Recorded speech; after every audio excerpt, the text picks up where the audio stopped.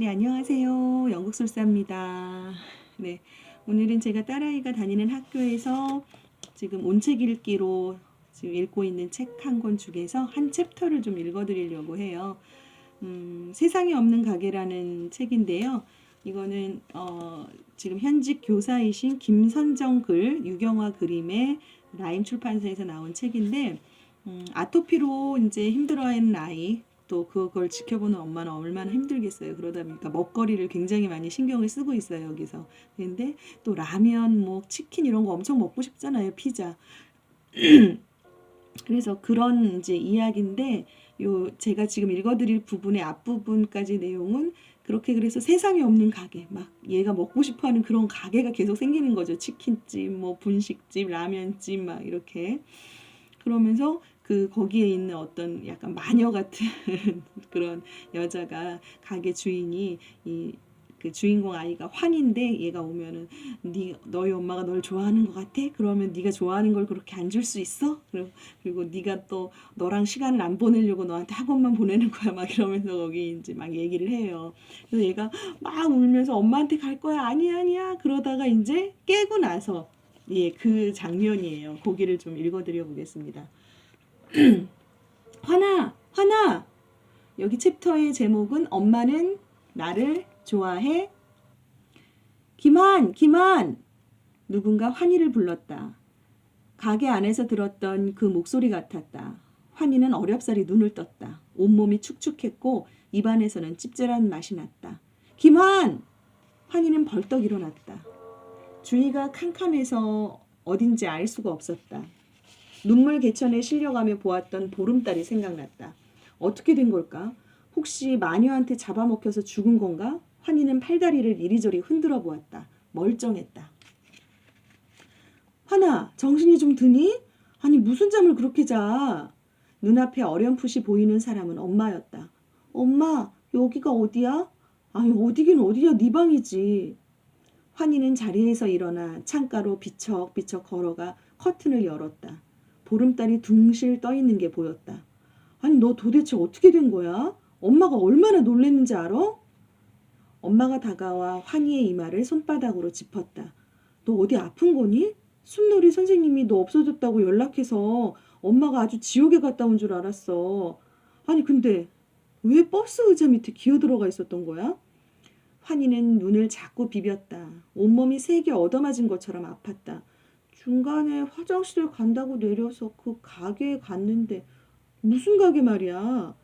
버스는 중간에 한 번도 안 서고 숲까지 쭉 갔다던데. 분명히 네가 탄 걸 확인했는데 내려서 보니까 네가 없어가지고 선생님 엄청 놀랐대. 엄마가 환희 머리 이곳저곳을 짚으며 물었다. 무슨 땀을 이렇게 많이 흘렸어? 너 진짜로 어디 아픈 거 아니니? 땀 아닌데. 눈물인데. 환희가 웅얼거렸다. 눈물? 너 진짜 어디 다른 데 갔었니? 무슨 일 있었어? 엄마는 환희를 살피며 허둥거렸다. 이 꼬맹아, 너를 그렇게 걱정하고 좋아하는 사람이 네가 좋아하는 건 아무것도 못하게 하겠어. 과자 가게의 마녀 아줌마 목소리가 귓가에 쟁쟁하게 울렸다.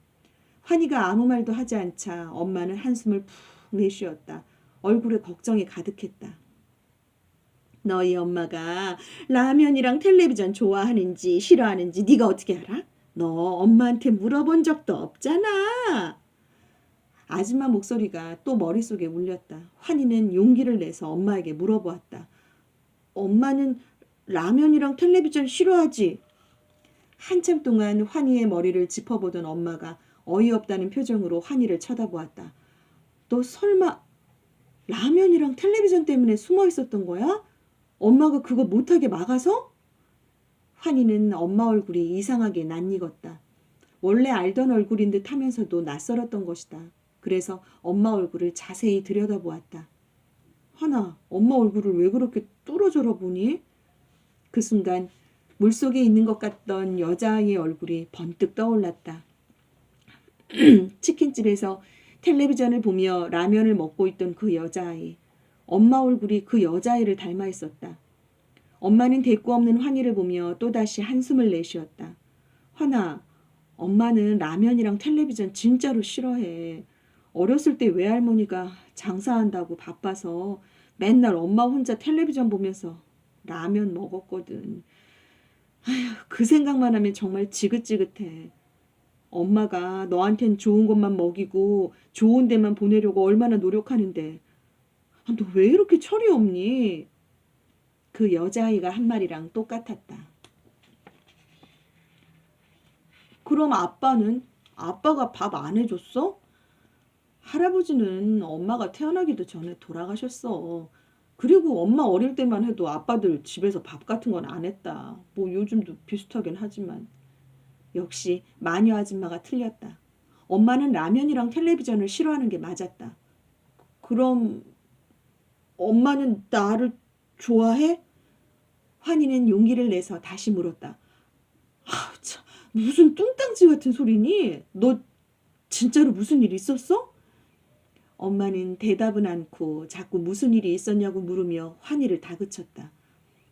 아, 요즘에 정신을 어디다 빼놓고 다니는 거니? 선생님이 힘들게 해서 이제 숲놀이도 못 가게 됐어. 이게 뭐니? 그깟 라면 때문에 좋아하는 숲놀이도 못 가게 되고. 이번에는 환희가 한숨을 내쉬었다. 엄마가 환희를 좋아하는지는 알 수 없었지만 환희 마음을 잘 모르는 것만큼은 분명히 보였다. 엄마, 나 사실은 숲놀이 안 좋아해. 집에 있는 게 더 좋아. 엄마는 놀라서 환희를 쳐다봤다. 아니, 그럼 그동안 왜 말을 안 했어? 숲놀이 갔다 오면 늘 너 재밌다고 했잖아. 엄마가 숲놀이를 갔다 올 때면 항상 재미있냐고 물어서 환희는 그냥 응 하고 대답했을 뿐이다. 그건 그렇게 말하는 게 편해서였다. 아니라고 하면 엄마는 또 뭘 많이 물어보았을 것이다. 하지만 그런 이야기들은 너무 복잡해서 엄마에게 하기가 어려웠다. 그래서 환희는 결국 또 이렇게 대답하고 말았다. 나도 몰라. 엄마는 환희를 다시 재우고 거실로 나왔다. 커피를 타서 식탁에 올려놓고 한참 동안 생각에 잠겼다. 환희가 숲놀이를 간 뒤에 읽었던 책이 떠올랐다. 엄마는 환희가 학교나 학원에 간 뒤에 책을 많이 읽었다. 어떻게 하면 아이를 이해하고 잘 키울 수 있는지를 가르쳐주는 책들이었다. 오늘은 책을 읽다가 깜빡 잠이 들었다. 꿈속에서 무슨 말을 들은 것 같기도 하고 환희를 본 것 같기도 했다. 기분이 이상했다. 엄마는 아까 환희가 한 말을 오래오래 곱씹어 생각했다. 엄마는 나를 좋아해? 엄마, 나 사실은 숲놀이 안 좋아해. 엄마는 환희를 위해 엄청 노력한다고 생각했다. 재미있게 동화를 읽는 영어 학원을 찾고 좋은 책을 읽고 토론한다는 논술 학원을 골랐다. 몸에 좋은 먹거리를 찾느라 눈이 빠지도록 컴퓨터 화면을 들여다보았다. 무엇보다 자연에서 마음껏 뛰노는 숲놀이 체험을 찾았을 때 가장 기뻤다.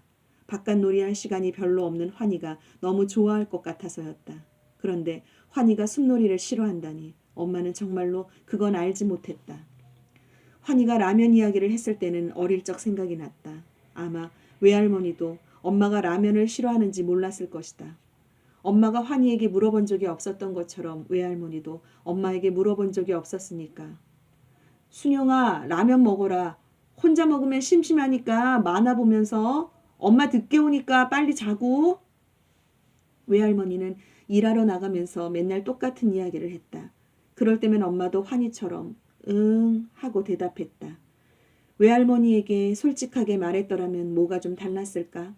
환희가 숲놀이를 좋아하지 않는다고 말한 것처럼 이제 라면은 그만 먹고 싶다고 말이다. 식은 밥이어도 그냥 밥을 먹고 싶다고, 아니 혼자 밥 먹기가 싫다고 말했으면 어떻게 됐을까? 엄마가 되는 게 이렇게 힘든지 몰랐어요. 엄마는 창밖에 둥실 떠있는 보름달을 보며 혼잣말을 했다. 요즘 들어 부쩍 어릴 때 꿈을 자주 꾸었다. 돌아가신 엄마가 보고 싶었다. 환희를 키워줄 때 자꾸 잔소리하고 화냈던 게 생각났다. 엄마는 커피가 다 식도록 날이 훤히 밝도록 오래오래 그렇게 아주 많은 생각을 했다. 네, 그리고 나서 나중에 엄마가 이 환희한테 라면을 끓여줘요. 뭐 건강 라면이죠. 야채도 많이 넣고 그러면서 이제 함께 먹으면서 엄마와의 시간을 이제 갖고 하는 그런 이야기인데요. 저는 오늘 여기서 저도 하고 나서 우리 읽고 나서 자기 딸아이한테 물어봤어요. 너는 혹시 자인이는 어, 뭐 엄마한테 억지로 했던 거 없었냐? 엄마한테 그냥 좋아 이렇게 얘기했던 거 없었냐? 뭐 물어보니까 어, 모르겠어요. 아직 뭐 지가 택견 하나를 배웠던 게 있는데 뭐 그거 뭐 이렇게 하더니 그냥 그것도 내가 그래도 가고 싶었어 뭐 이 정도로 얘기하는데 한 번 더 진지하게 물어볼까 하다가 또 진지하게 물어다 보면 제가 또 막 잔소리가 늘어나서 근데 어제 마침 저희가 아는 지인분들 잠깐 이제 모였는데 그때도 그 이야기를 비슷하게 나눴어요.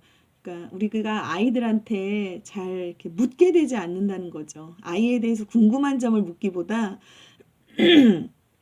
뭐 했냐, 이빨 닦았냐, 숙제했냐, 뭐 이렇게 그런 것들만 이제 확인하는 일들이 많죠. 그래서 어떤 상대한테 어떤 궁금한 거를 알려고 해서 그 아이가 상태가 어떤지를 궁금해서 묻는다기보다도 어떤 기능적 행위를 했는지에 대해서 관심을 갖고 자꾸 그런 질문들을 하는데 어떤 철학자님도 그 말씀을 하시더라고요. 아이한테 어떤 기능적인 것들을 했는지 확인하는 부분의 어떤 그 대화가 아니라 뭐 밥은 먹었냐, 이빨 닦았냐, 뭐 이런 것들이 아니라 아이한테 행복하니? 앞으로 뭐가 되고 싶어? 너는 어떻게 살고 싶니? 뭐 이렇게 질문들. 그러니까 뭐 물론 그 나이대 연령대에 맞는 질문들이 있겠죠. 저희 아이는 3학년이니까 조금 이런 질문도 가능하더라고요. 어떻게 살고 싶어? 그러면 그래서 저도 그 철학자님의 그 조언에 힘입어서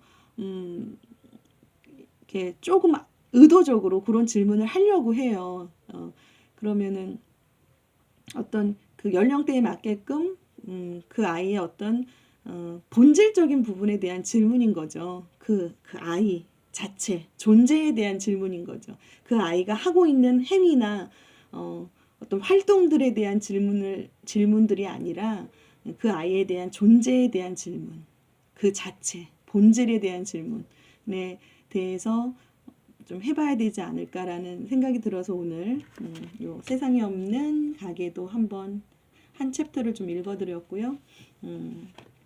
그래서 저도 이제 더 의도적으로 아이에게 본질에 대한 질문, 그 아이 자체에 가지고 있는 그 아이 자체 본질, 존재에 대한 질문을 좀 더 하려고 합니다. 네. 좋은 날 되세요. 고맙습니다. 안녕.